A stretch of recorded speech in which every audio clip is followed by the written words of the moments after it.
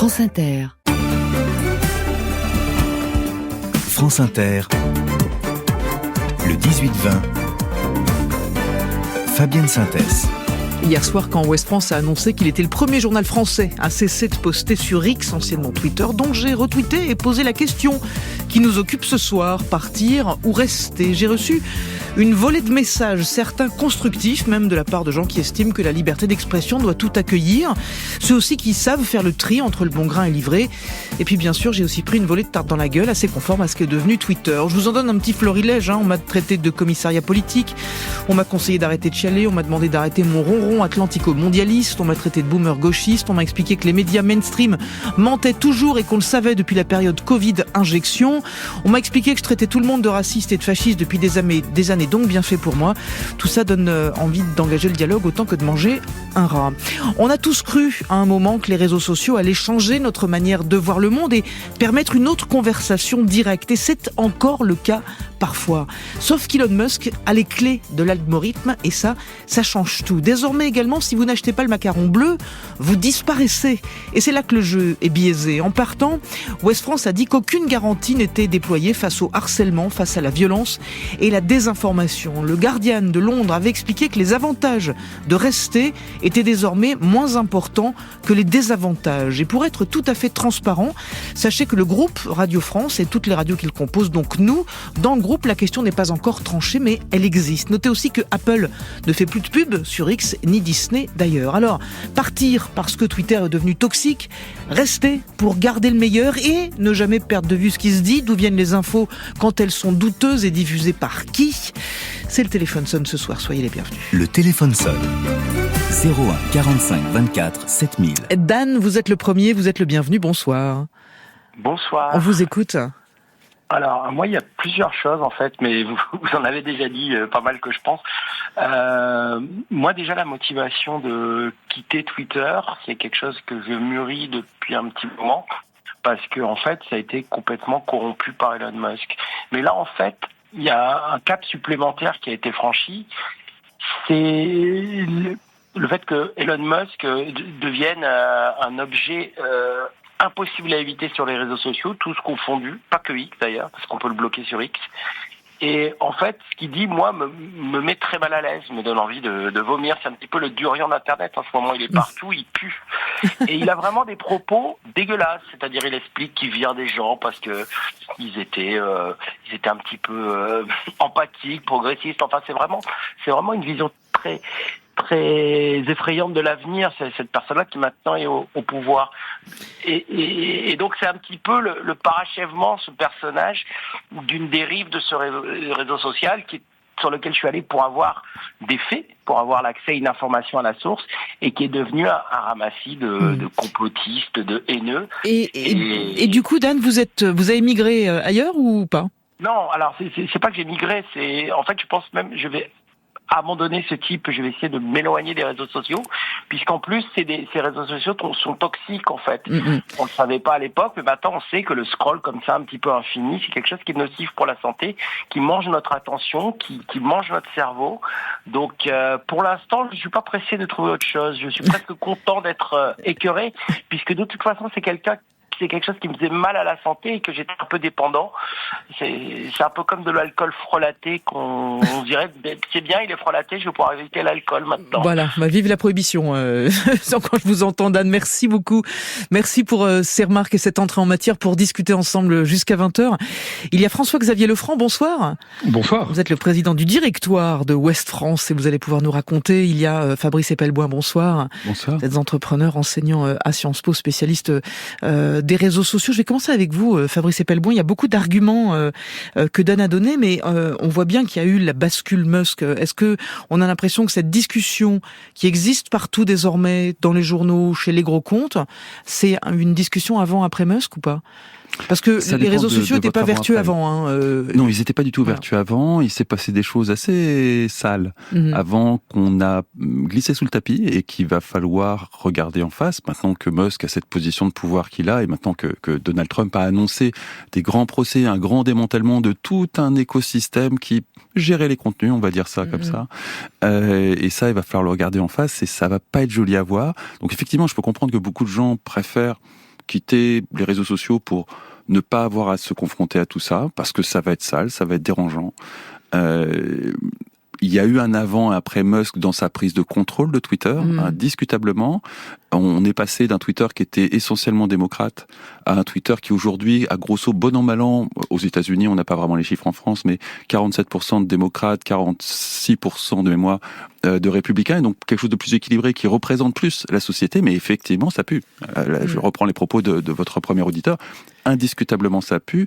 Maintenant il faudrait quand même ne pas confondre l'odeur du thermomètre et sa fonction. Ouais. Ça n'est qu'un thermomètre. Effectivement, ça pue, mais c'est pas parce que c'est un thermomètre que ça pue, c'est de par son usage. Alors, on va y revenir effectivement, parce que ça pose aussi la question de la migration. Refaire ailleurs, mais refaire la même chose ailleurs. À la fois, on se retrouve confronté au même souci. François-Xavier Lefranc, moi, j'imagine que la décision de Ouest France, elle vient de loin, elle a été longtemps mûrie. Est-ce que le démarrage de la discussion, c'est le basculement de Twitter chez Elon Musk et la décision, désormais qu'il est assis à la droite de Trump, c'est dans ce sens-là que ça se passe ou pas du tout ? Non. En fait, le démarrage, c'est le rachat de Twitter par Elon Musk et l'annonce par Elon Musk qu'il mettait fin à toute régulation. C'est ça le démarrage. Et on a mis du temps parce que, alors ça va peut-être vous paraître bizarre, mais alors nous sommes évidemment extrêmement attachés à la liberté d'expression et on se bat pour ça. Et nous sommes extrêmement attachés au principe du réseau social qui permet à n'importe qui de s'exprimer. Je trouve que c'est un outil fabuleux. Alors ça peut vous paraître bizarre, mais c'est un outil fabuleux. La seule chose, c'est que nous sommes pour l'application du droit. Et nous pensons que ça ne peut pas être un univers de non-droit. Or, c'est devenu aujourd'hui un univers de non-droit sur lequel des tas de gens se font démolir, agresser, insulter, sans pouvoir faire valoir leurs droits, sans pouvoir se défendre. Je ne parle pas des fausses nouvelles qui tombent du matin au soir, sans absolument aucun contrôle, aucune régulation.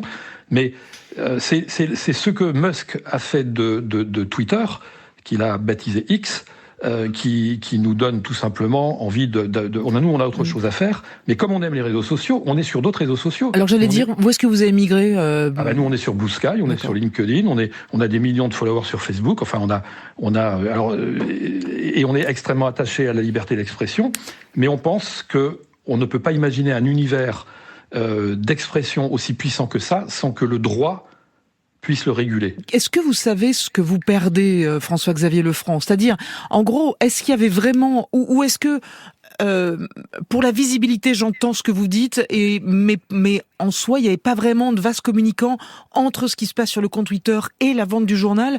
Non. Donc c'est assez indolore, en fait, de ce point de vue-là, en tout cas. Alors, on ne perd pas grand-chose parce que ça fait déjà de nombreux mois qu'on avait levé le pied.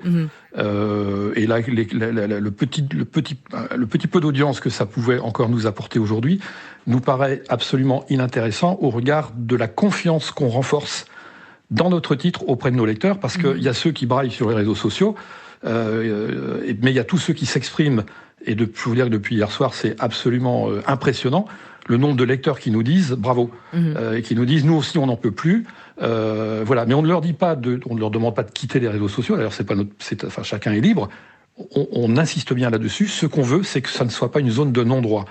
Or c'est une zone de non-droit, et ça vaudrait le coup de s'arrêter là-dessus, parce que y a eu des dispositifs législatifs qui ont été mis en place. L'Europe a fait le boulot en mettant en place le DSA, mais le DSA il est inapplicable aujourd'hui parce que la justice n'a pas les moyens. Et donc une personne se fait détruire. Il y a quand même des gens qui en meurent. Faut pas l'oublier, qui sont poussés au suicide. Une personne se fait détruire, elle ne peut pas se défendre. Eh bien, n'acceptons pas ça. Et le jour où on a accepté que les réseaux sociaux n'étaient pas responsables de ce qu'ils diffusaient, eh bien, je pense qu'on s'est fait vraiment rouler dans la farine. Et c'est, à mon avis, très grave. Fabrice Epelbrun, je vous ai vu réagir. Une petite confusion en matière de droit. Il y a effectivement une zone de non-droit, pas que sur les réseaux sociaux, en France en général, où effectivement, si vous êtes victime d'une diffamation, de harcèlement, ça va être très très compliqué de saisir la justice et assez coûteux. Ne le cachons pas, c'est un sport de riche. Par contre, le DSA, c'est pas fait pour ça. Le DSA, c'est fait pour mettre en place une architecture qui permet à chaque autorité locale, dans chaque pays de l'Union européenne, typiquement l'ARCOM en France, de désigner des signaleurs de confiance, des groupes, des associations, on ne sait pas très bien, qui vont rapporter aux réseaux sociaux les contenus qu'ils jugent indésirables. Et si les réseaux sociaux qui prennent cette décision de justice, on n'est pas vraiment dans une justice, c'est une justice privée, décident de ne pas exécuter le contenu et le retirer, alors là, il peut y avoir des problèmes juridiques et des très fortes amendes. Donc on est sur la désignation locale de shérifs de la liberté d'expression dans chaque pays de l'Union européenne qui vont pratiquer une forme de censure et de gestion de la liberté d'expression. Ça, c'est en place depuis mars. Ça fait 6 mois que c'est en place. On ne connaît toujours pas qui sont ces shérifs désignés par l'Arcom. Mais visiblement, ils font mal leur boulot, ça j'entends, et effectivement, je le constate moi-même. Toujours est-il que tout ça se passe dans une opacité totale, et c'est ça le DSA. C'est un problème totalement distinct de celui qui fait que, effectivement, si vous êtes harcelé, insulté, se saisir de la justice française va être quelque chose d'affreusement compliqué, mais très objectivement, si vous êtes agressé dans la rue, ça sera rigoureusement la même chose, ça n'est pas du tout spécifique aux réseaux sociaux. La réalité, effectivement, c'est qu'il y a des velléités, des tentatives, effectivement, de régulation qui peuvent venir de l'Europe et que c'est devenu extrêmement compliqué. Là, pour le coup, j'imagine que vous êtes d'accord, c'est devenu extrêmement compliqué de réguler ça. Et aussi compliqué, avant de retourner au standard, peut-être de s'en passer parfois. J'ai sous les yeux ce message WhatsApp de Frédéric, voilà, je l'ai retrouvé, qui dit ceci: j'ai envisagé de quitter Twitter quand Musk est arrivé. Après une courte pause, j'y suis revenu. J'y vais surtout pour interagir sur le sport, sur les événements en direct, et parfois je débat sur la politique. Depuis quelques semaines, je me repose la question, mais pour aller où? Moi, je trouve ça intéressant quand il dit je suis parti et puis je suis revenu. Est-ce qu'on s'est enfermé dans une forme de dépendance qu'on est en train de payer aujourd'hui, quand même, Je ne vais pas appeler ça de l'addiction, parce que j'ai tout un tas d'amis qui sont dans l'addictologie qui vont me tomber dessus sur Twitter.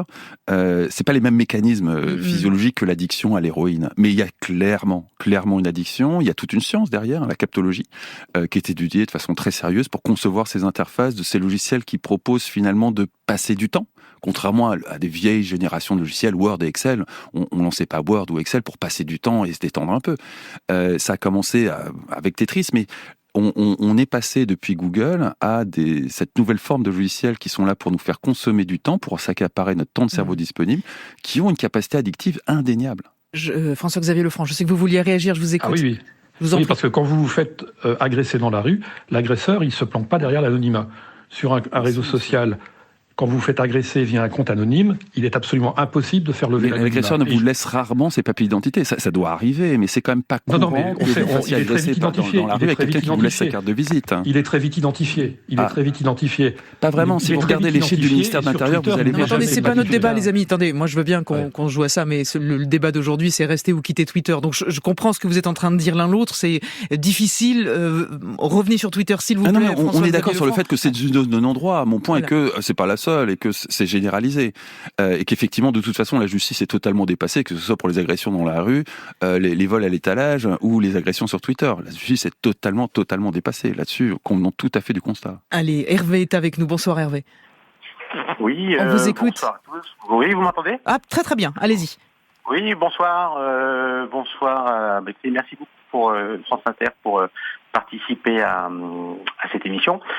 Concernant votre sujet, quitter ou rester Twitter, moi je reste sur Twitter et je continue Twitter parce que pour moi c'est un canal d'information. Un canal d'information qui complète les médias classiques mainstream. France Inter, France Info, pour ne pas les citer. En fait, Twitter, avec l'information qu'on a, ça me permet un peu de décrypter et décoder les informations que je reçois de ces médias, on va dire, publics, comme France Inter, par exemple. Je prends...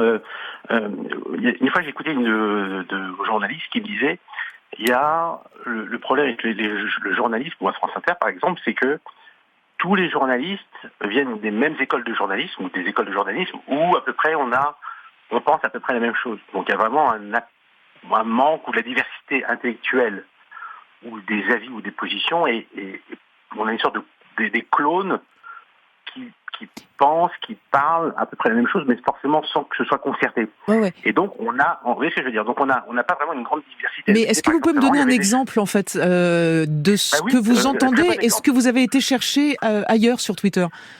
Exemple. Par exemple, vous savez, avec les pogroms d'Amsterdam, vous avez la première réaction de France Info, ça a été de dire incident entre supporters à Amsterdam. Ok, point. Ok, on parle pas de la dimension antisémite des attaques sur Amsterdam. En allant sur Twitter, on voit ce qui se passe, on voit les mots qui sont prononcés. Mais ça dépend par qui, non je par les agresseurs, personne, mais ça dépend de. Le tout, c'est de savoir qui parle, quel compte parle, et qu'est-ce qui vous dit. Je suis d'accord. Mais ça permet de compléter, ça permet de relativiser et ça permet de décrypter. Donc, je veux dire, ça va pas remplacer France Inter, c'est clair, ça va pas remplacer France Info, ça permet de compléter, de relativiser et de se poser des questions. Moi, ce que je voudrais... J'entends très bien ce que vous dites, et non seulement vous avez le droit, mais vous avez le droit d'exercer votre esprit critique partout, Hervé, vous avez bien raison. Le principe qui est le nôtre et qui est toujours difficile à la vitesse où vont les médias aujourd'hui, où vont les infos, c'est que il faut le temps de recouper, justement. Et quand, par exemple, vous parlez du premier tweet de France Info et qui dit il y a eu altercation à ce moment-là, avant de savoir comment... je vois que vous faites comme ça avec la tête, Fabrice Epelbaum. Oui, parce que j'ai aussi suivi ça en parallèle entre les médias et Twitter. Et d'attendre que d'être sûr des choses avant de les dire. Mais après, effectivement, j'entends bien que vous pouvez aller le recouper sur un autre compte si vous le souhaitez. Encore faut-il, encore une fois, savoir qui parle et d'où, en fait. Et est-ce qu'on est chaque fois sûr sur un compte Twitter qu'on sait qui parle et d'où ? Là, en l'occurrence, oui, on est dans une situation de crise où effectivement Twitter, dès les débuts, souvenez-vous de ce Boeing qui a atterri dans la rivière de l'Hudson à New York et qui est arrivé dans tous les foyers via Twitter, bien avant CNN, ce qui a marqué les tout débuts de Twitter en 2007-2008, où pour le breaking news, effectivement Twitter était plus fin que les médias traditionnels pour rapporter les faits. Donc pour ce qui s'est passé à Amsterdam, c'est clair que la quantité d'informations qui déferlaient sur Twitter avec une caractérisation antisémite qui ne faisait pas l'ombre d'un doute, alors que les médias commençaient timidement à aborder l'information, le décalage était extrêmement violent.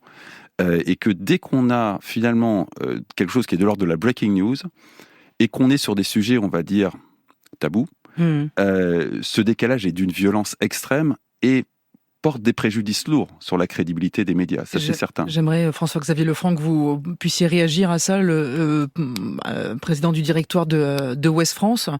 Est-ce que, et au fond je vais le formuler comme ça parce que je veux pas qu'on soit dans du spécifique, sinon on n'en sortira jamais.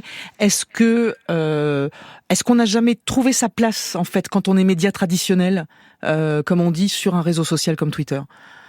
Mais si, comme je vous le disais, on est sur plusieurs réseaux sociaux, on a des millions de contacts, et on estime y avoir trouvé notre place. Et je le redis, on pense que c'est des outils qui peuvent être extrêmement intéressants pour la liberté d'expression, pour la diffusion de l'information. C'est pas ça qui est en cause. C'est le problème de la dérégulation. C'est-à-dire, si on est dans un espace régulé, notamment régulé par le droit, l'outil devient extrêmement intéressant. Et j'entends votre auditeur qui explique que ça lui apporte des informations qu'il n'a pas trouvées ailleurs. Et ça, moi, j'entends bien ça, bien évidemment. Et nous aussi, ça peut nous apporter des informations qu'on n'a pas vues ailleurs ou qu'on n'a pas diffusées. Mais le problème qui est posé... Alors nous, on ne demande pas l'interdiction de Twitter. On fait simplement le choix de ne plus y diffuser nos contenus à travers nos comptes. Mais on pense que c'est un outil qui pourrait être un outil fabuleux. Donc c'est pas ça qu'on remet en question, bien évidemment. Donc faut pas jeter le réseau social avec le Dubin. J'entends bien ce que vous dites, François-Xavier Lefranc. Guillaume est avec nous. Bonsoir Guillaume. Allô, oui, bonsoir. On vous écoute. C'est une première pour moi. Je vous remercie pour la qualité de vos émissions. Bienvenue Guillaume, on est content que ce soit une première. Faites un vœu. Je fais un vœu. Je fais le vœu que Twitter disparaisse, du coup. C'est devenu X. Allez-y. Écoutez, je voulais juste réagir par rapport à la question, parce qu'elle suit un petit peu celle que la personne précédente a posée sur le décryptage de l'info, puisque visiblement Twitter, c'est ça. Moi, je trouve que c'est quelque chose qui va extrêmement vite, en fait. Les informations qu'on reçoit en permanence, on est quand même inondé d'informations chaque jour, et les informations qu'on reçoit, elles ont besoin d'être décryptées, d'être vérifiées, d'être analysées. Là, moi, j'ai l'impression que c'est un peu jeté à la foule, mais surtout, en fait, pour tout vous dire, je connais assez peu ce réseau-là. J'ai l'impression que c'est quelque chose...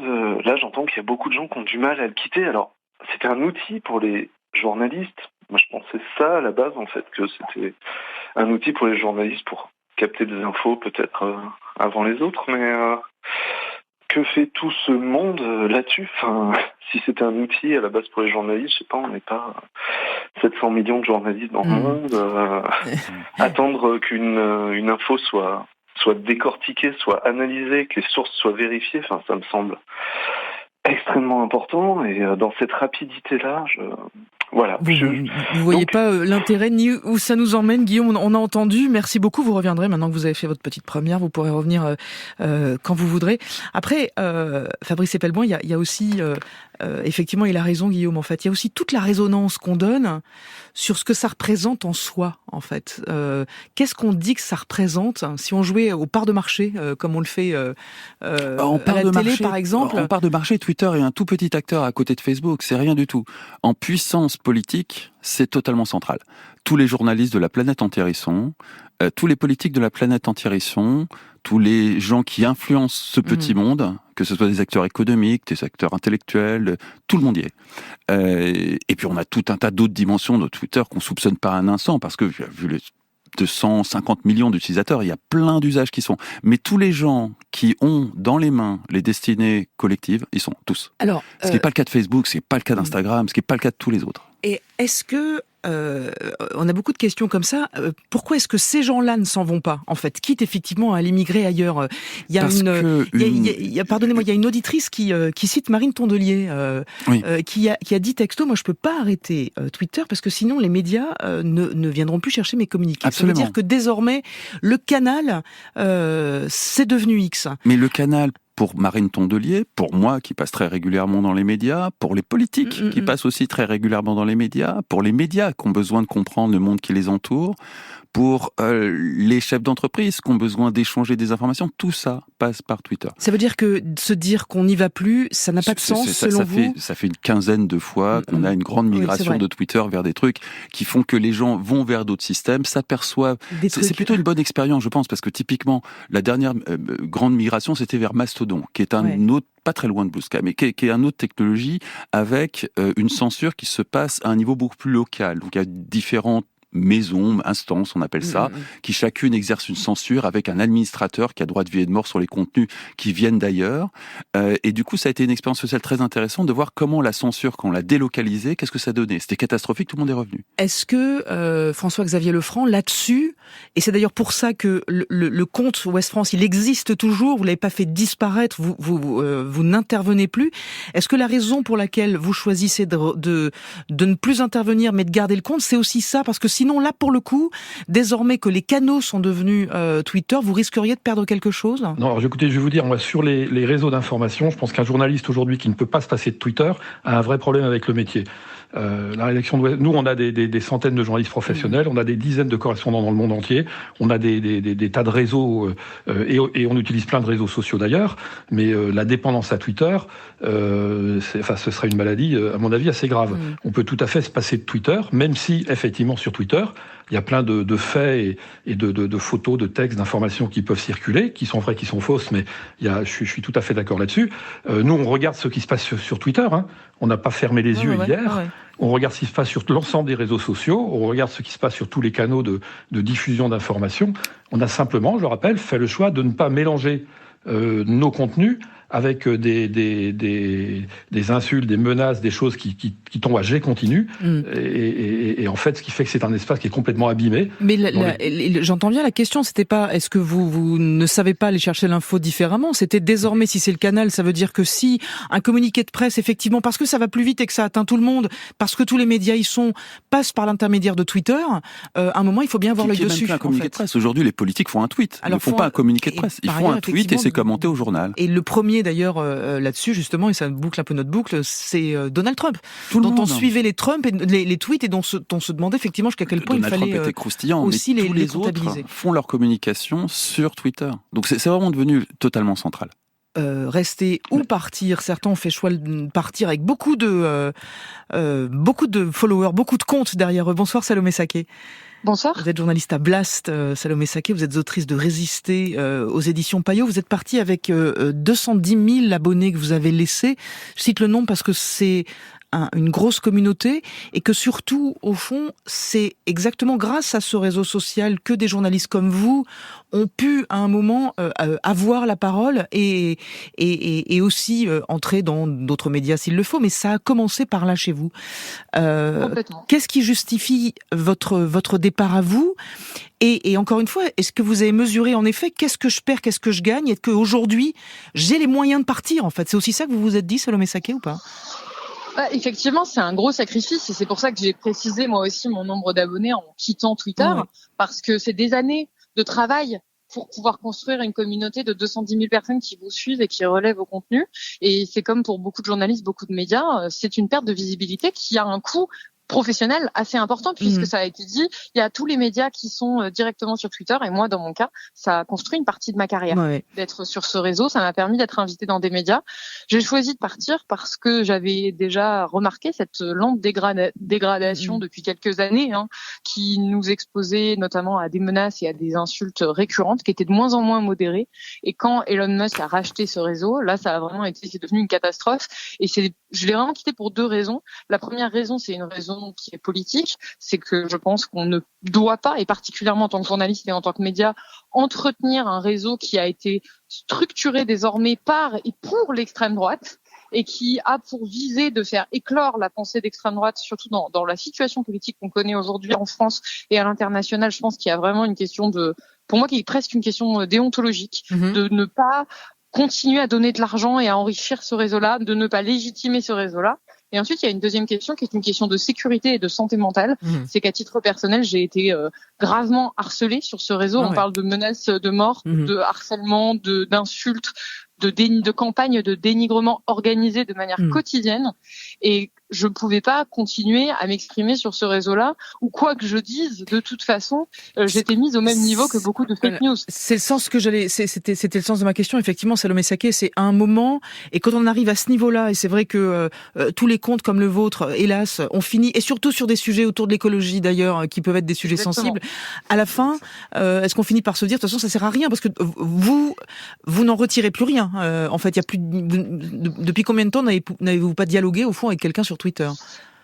Moi, ma bataille, c'est celle de l'information. Notre objectif en tant que journaliste, c'est d'informer les gens et de diffuser l'information au maximum, au plus de gens possible.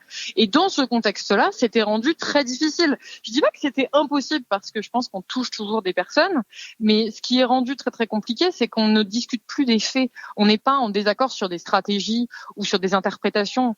Sur Twitter, on est en désaccord sur l'existence des faits mêmes, avec notamment des campagnes de climato-scepticisme très très organisées, et même parfois de personnes qui nous disaient que la Terre était plate, de vraiment beaucoup de théories du complot. Donc comment peut-on discuter dans ce contexte-là? Et c'est vrai que c'était rendu extrêmement compliqué.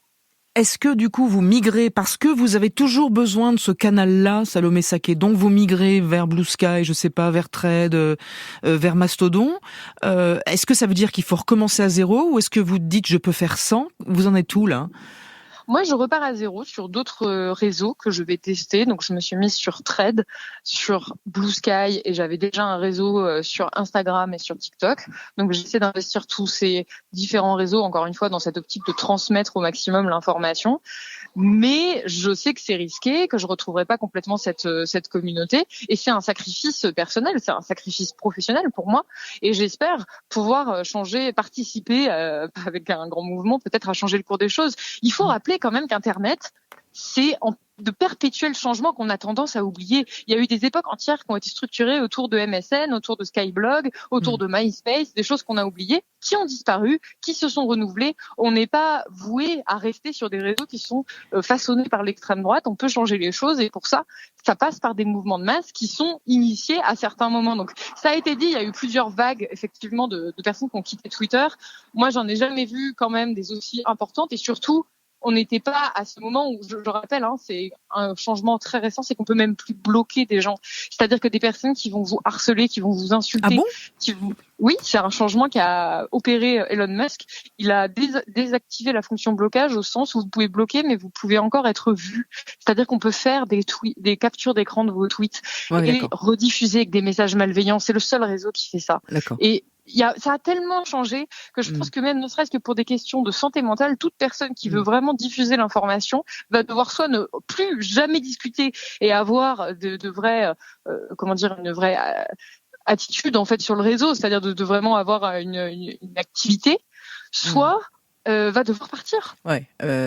Moi, j'avoue, j'ai repris la clope sur une shitstorm. Je vous le dis franchement, parce qu'à un moment, quand ça part, c'est extrêmement compliqué. Salomé Saquet, je vous remercie beaucoup. Elle a raison, Salomé Saquet, Fabrice Epelboin, quand elle dit que on oublie, on a la mémoire courte. Mais à un moment, c'était les blogs qui allaient tout changer et tout le monde avait un blog et puis ça a disparu. À un moment, il y a eu... Il n'y avait pas les politiques, il n'y avait pas les journalistes. C'était l'enfance d'Internet à une époque où tout ça était des choses qui étaient considérées avec un mépris total de la part de l'élite, qui étaient réservées aux enfants. Souvenez-vous de la façon dont on parlait de Facebook jusqu'au printemps, mais même après le printemps arabe, c'était bon pour des enfants, c'était pas sérieux. On a attendu 2015-2016 avant de prendre les réseaux sociaux sérieusement. Et à partir de là, effectivement, le système s'est cristallisé sur Twitter pour une multitude de raisons qui tiennent aussi bien à l'architecture de la façon dont c'est fait, à son domaine et son caractère public, contrairement à tout un tas d'autres. Mais il y a eu quand même aussi le moment Musk. Bien sûr. Je vous pose la question parce que quand il achète 44 milliards, dont on sait très bien qu'il ne vaut absolument pas 44 milliards. Aujourd'hui, vous êtes vraiment sûr que ça vaut pas 44 milliards ? Aujourd'hui, non, mais au moment où il l'achète, certainement pas. De toute évidence, il avait une idée en tête. Non, mais c'est exactement ce que j'allais vous dire. Aujourd'hui, il n'y a pas l'ombre d'un doute sur le fait que ce prix est parfaitement justifié. C'est exactement ce que j'allais vous dire. C'était l'idée en tête. C'était ce que je peux faire de l'outil. Et on a bien vu. C'est de ne pas prendre cet individu pour un idiot. Ah, ça c'est sûr, ouais. Et Salomé Saquet a raison quand elle dit qu'il y a un certain nombre de fonctionnalités qui ont disparu. Il y a le fameux onglet pour vous que vous voyez désormais. Et là, il a toujours été là. Ah oui, non. Il y a une incompréhension des fonctions de base. L'onglet pour vous, pardon, il n'a pas toujours été là. Si. Un onglet abonnement, un onglet pour vous, ça n'a pas toujours été là. Non, avant il n'y avait pas l'onglet abonnement. La différence est la suivante. Le DSA a imposé, et Elon Musk était totalement d'accord avec le DSA, qui plus est, Trump compte le reprendre en large partie. Le DSA a imposé la possibilité de débrayer l'algorithme, c'est-à-dire de ne plus subir l'algorithme, mais de pouvoir avoir un flux qui ne soit pas trié. C'était une excellente initiative qui n'a pas été mise en place par Facebook, mais qui par contre a été immédiatement mise en place. C'est une des premières fonctions qu'a mis en place Twitter. Du jour au lendemain, vous êtes passé d'un flux normal, qui était le flux de l'algorithme, à ce choix entre pour vous, c'est-à-dire l'algorithme, et abonnement, c'est-à-dire un filtre brut sans aucun tri. Ouais, mais justement, c'est le seul réseau social qui vous permet de débrayer cet algorithme. Ouais, sauf que le pour vous, pardon, mais le pour vous, c'est l'algorithme. Vous pouvez le débrayer à tout moment en cliquant sur l'onglet abonnement. Sur Facebook, sur Instagram, vous n'avez pas cette possibilité-là. Donc ça veut dire que... Ça veut dire que Twitter a été le seul à appliquer au pied de la lettre une mesure fondamentale du DSA qui est la possibilité de sortir de l'algorithme de façon simple et ergonomique. Quand Elon Musk dit lui-même, il le dit pendant la campagne, et notamment parce qu'il a été vexé d'un tweet de Joe Biden qui a été plus retweeté que le sien, qu'il demande à ses ingénieurs de modifier l'algorithme pour que ce soit ses tweets à lui ça s'appelle du trolling. Oui, non, mais d'accord, mais ça veut dire qu'il sait aller chercher l'algorithme. Mais l'algorithme est public.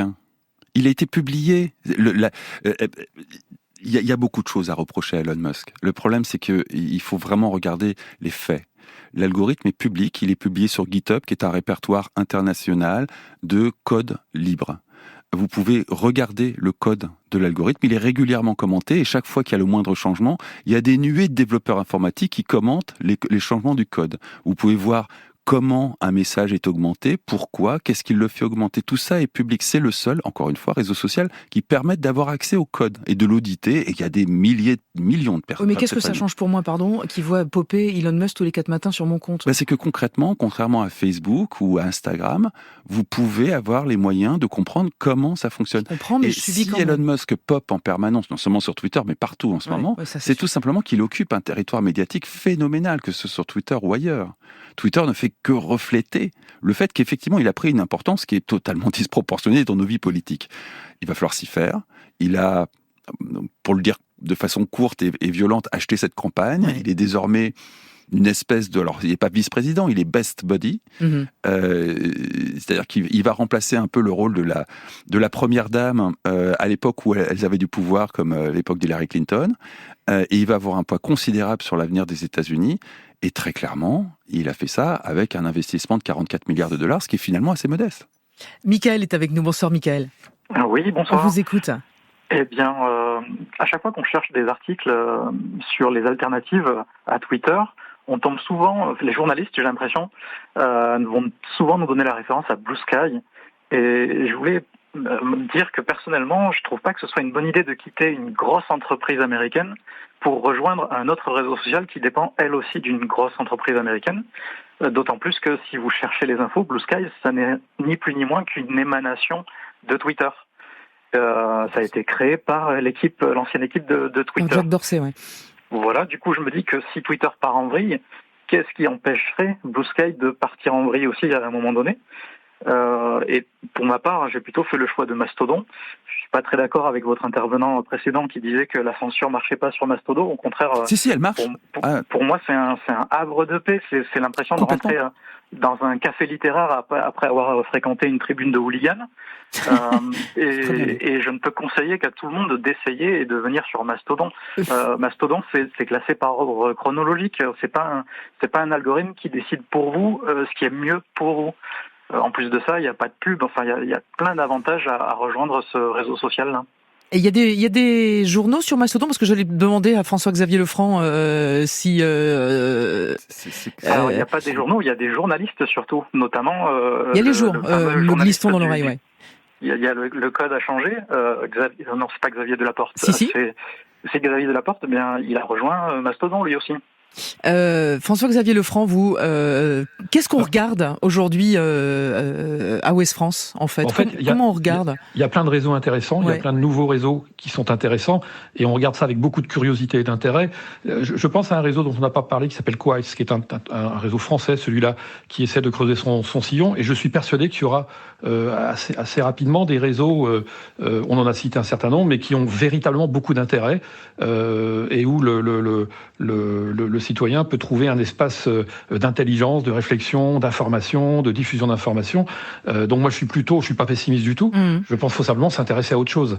Se désintéresser de Twitter, ça fait un bien fou parce que ça permet de s'intéresser à autre chose. Et il y a plein d'autres choses.